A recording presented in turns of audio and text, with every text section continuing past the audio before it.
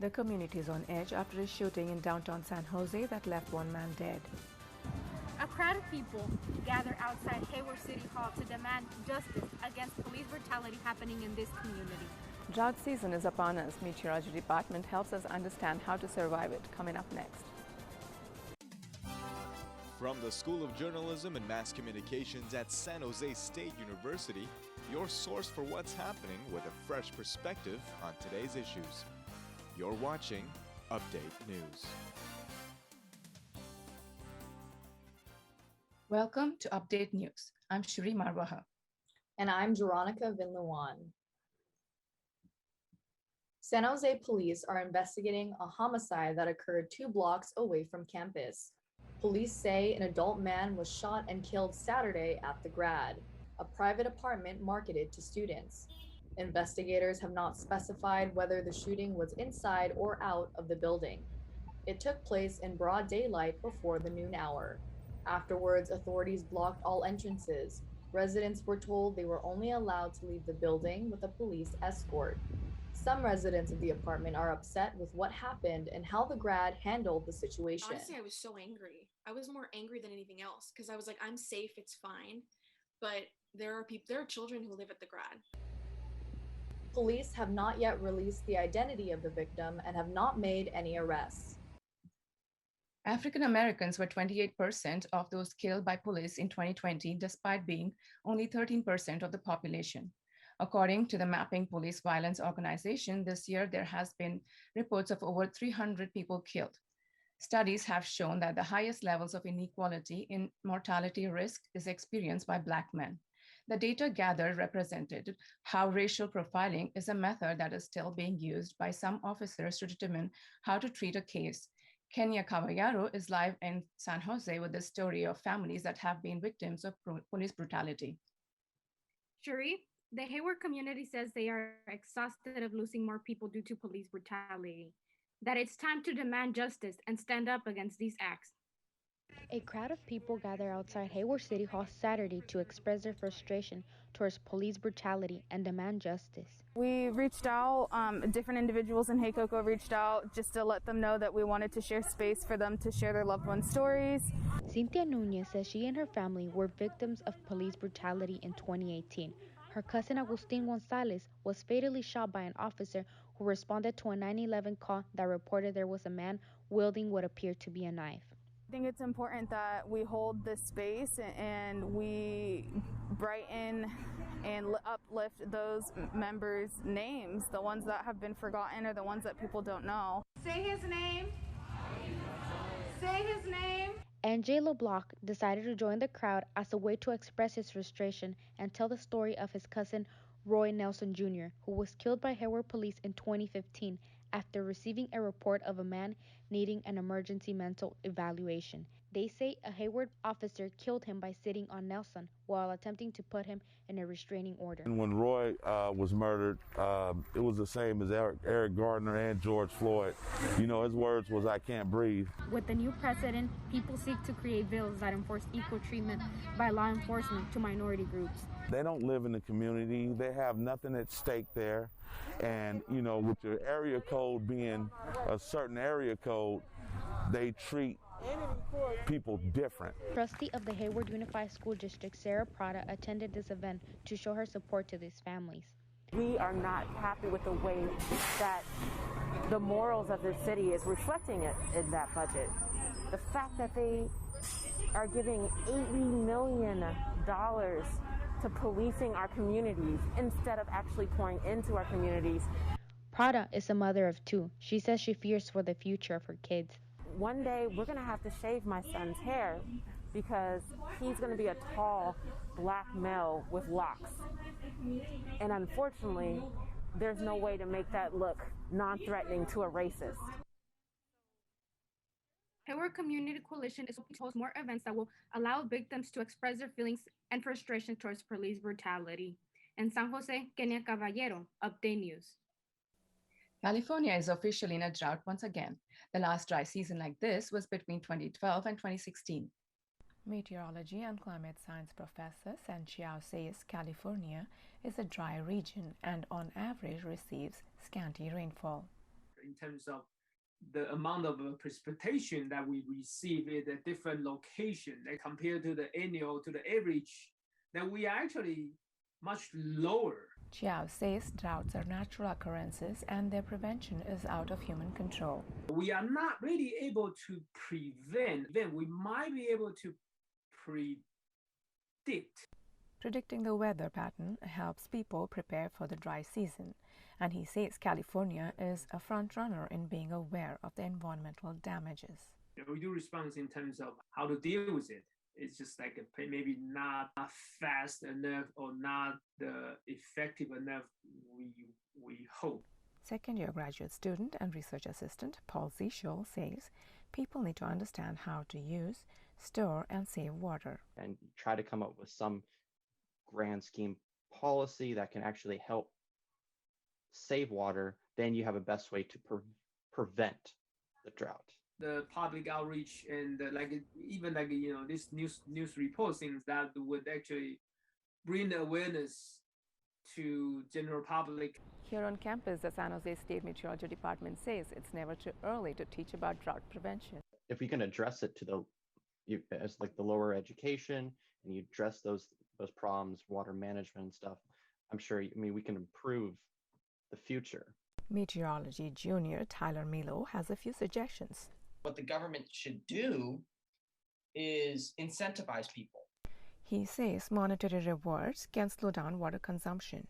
Like, this isn't how much water you should be using. If you're under that, we'll give you a tax write-off. And people are like, oh yeah, I don't want to pay tax, they'll go right into that. The dry climate could last a while, but people living in California can do their part to make the season bearable by being conscious consumers and reducing their water consumption. While the West deals with drought, the South is facing challenges with tornadoes. Update News student meteorologist Joshua Gilman has the story. The tornado season is underway, starting with a series of twisters about a month ago.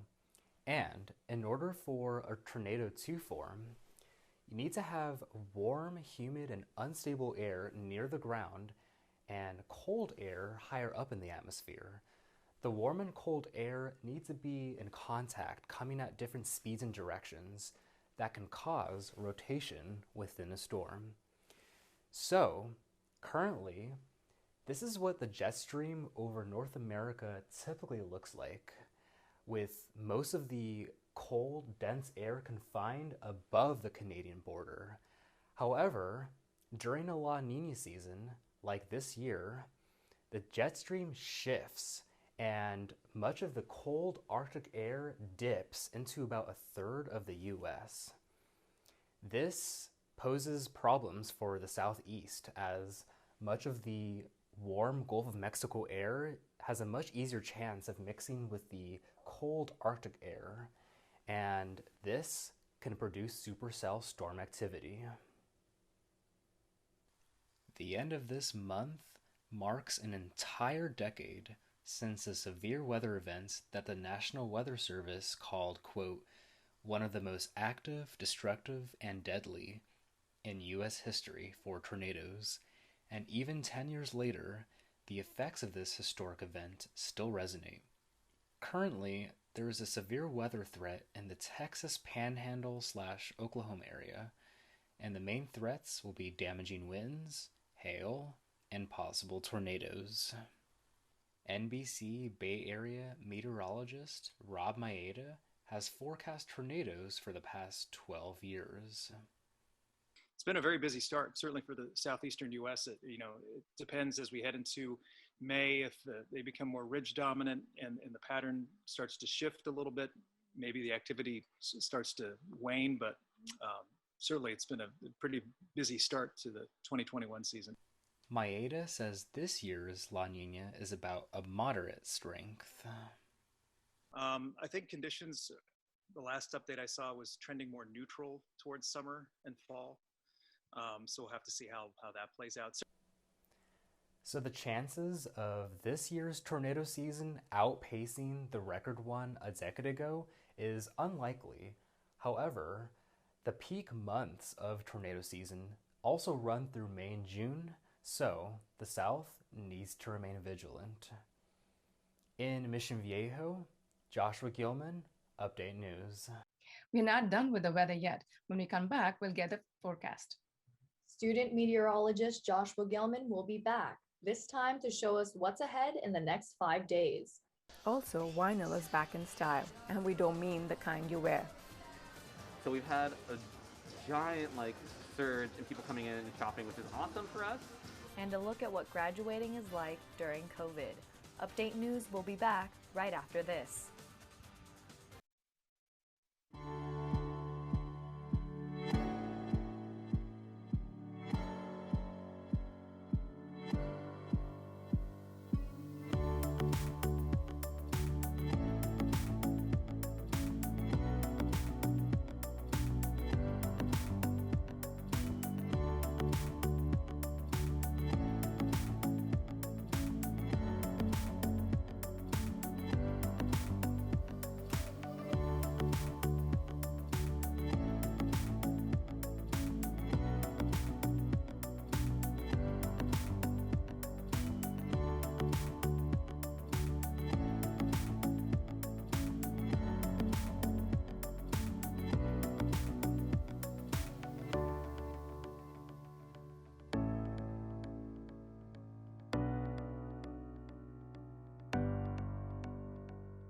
The music business is getting its groove back on H Street in San Francisco. With vinyl records back in demand, physical storefronts like amoebamusic are gaining the foot traffic they need to sustain itself. Amoeba has been a part of the San Francisco community since 1997. The company has overcome the creation of MP3 players and music streaming services. But in the last year, Amoeba stores faced more problems from the coronavirus pandemic. With the stay-at-home orders stopping customers from coming through their doors, amoebamusic teetered on the prospect of closing for almost a year.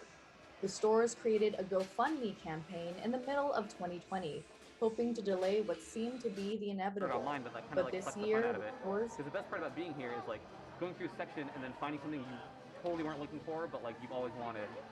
And that is my favorite part about working here. I look at records every single day, you know. Yeah, students that graduate at San Jose State these past couple of semesters were only able to receive a virtual ceremony due to the COVID.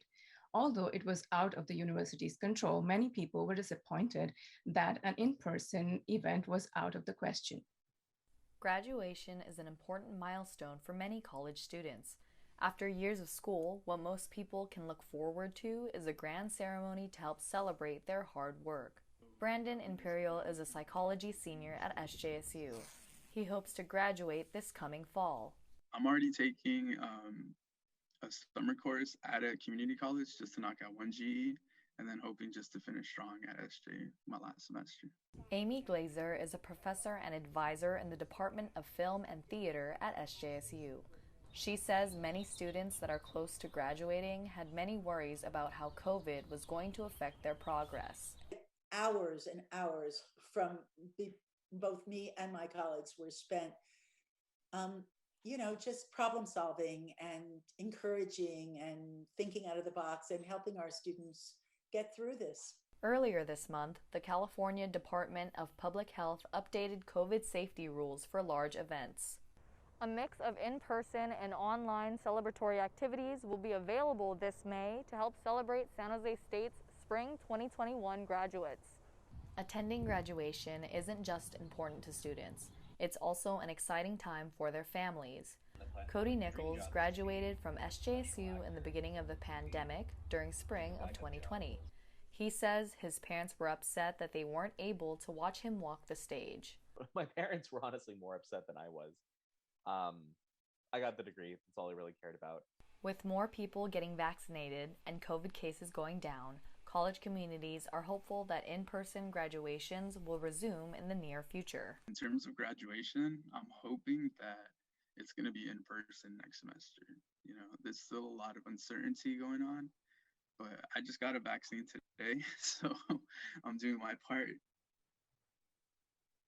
Even though pandemic graduates were not given a physical ceremony, they should still be proud of their outstanding achievements. And now we have student meteorologist Joshua Gilman with a 5-day weather forecast. The Bay Area will continue to see those pleasant, mild spring weather conditions. The nightly lows won't be as freezing, as most areas are now creeping out of the 40s and into the 50s. The skies will continue to be mostly clear, so expect plentiful sunshine across. All right, let's take a look at the 5-day forecast. Santa Cruz will see those nice mild highs with the range mainly in the lower 70s, and the lows will be consistent as they are bouncing between 46 and 47 degrees. San Francisco should expect highs in the mid to upper 60s and lows consistent in the low 50s. Over the weekend, expect some windy conditions as those transitional seasonal winds persist. Predictions are at about 20 to 25 miles per hour, so not too bad. Now, in Oakland, they will also be a bit windy over the weekend, but not as intense as San Francisco. The highs will be in the low to mid 70s, and the lows will bounce between 51 and 52 degrees. And finally, in San Jose, the highs will be through the mid 70s and the low 80s, with the warmest days on Monday and Tuesday at 81 and 82 degrees respectively. And the low temps will be in the upper 40s, with sunny skies across the week. All right, that's the weather forecast for now, and everyone, have a great weekend. When we come back, Ivan Garcia will give us a look at the sports.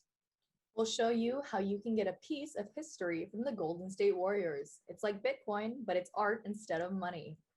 Update news will be back in 60 seconds. At San Jose State University, we discover who we want to be. For ourselves, for our families, for our communities. Different and unexpected. Begin here. At the heart of a transforming valley, in a city that is tough and beautiful. We are Spartans.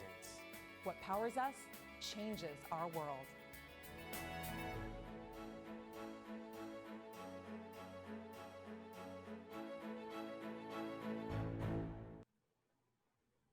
Now we have Ivan Garcia with sports. Hey, Ivan, I hear the Warriors are doing something special. That's right. They're creating some history. Fans can purchase their very own piece of Golden State Warriors history in the form of an NFT. But first, let's congratulate the San Jose State women's team on a great winning season. The San Jose State women's tennis team are the 2021 Mountain West champions. The team went 15-1 overall, including 8-1 in their conference. This is the second time in school history that the women's tennis team are the Mountain West champions. Being Mountain West champions, it automatically enters the Spartans in the NCAA tournament. The tournament selection will be streamed on Monday at 3 p.m. PST on ncaa.com. The Warriors are selling various NFTs, including championship rings, banners, and ticket stubs from historical Warrior games. An NFT, or non-fungible token, is a digital asset that can be purchased and sold. NFTs are stored on blockchain, a secure digital database. There will also be a one-of-a-kind championship ring and championship ticket stub that combines all 6 championships. The ring will also be produced as a physical ring and will be presented to the winning bidder at a future game. The majority of the auction will end on Saturday at 8 p.m. PST, with the one-of-one auctions ending on Sunday, also at 8 a.m. PST. A portion of the proceeds are going towards the Warriors Community Foundation. Stephen Curry is not done breaking records. Curry broke James Harden's record for most threes in a single month. Harden's record was 82 threes in 15 games, and Curry broke the record with 85 threes in just 13 games. The man has been on a tear recently and has been making a late push for MVP. Curry and Bradley Beal have been fighting back and forth for leader in points per game. Both the San Francisco Giants and the Oakland Athletics are battling for the #1 spot in their respective leagues. This will hopefully be the first full MLB season for Giants manager Gabe Kapler, who was hired in November of 2019.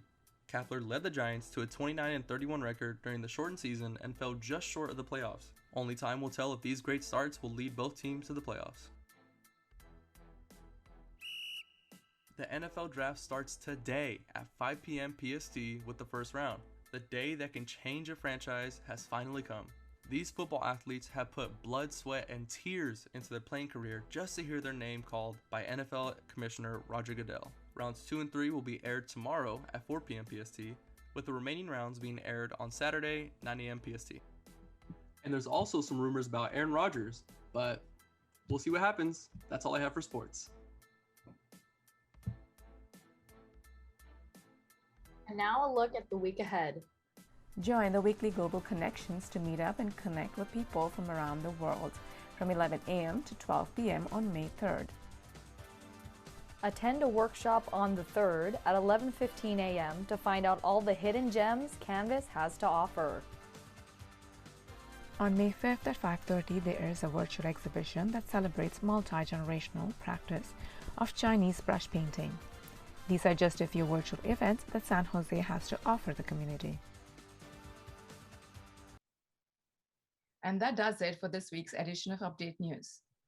From all of us here, thanks for joining us and see you next week.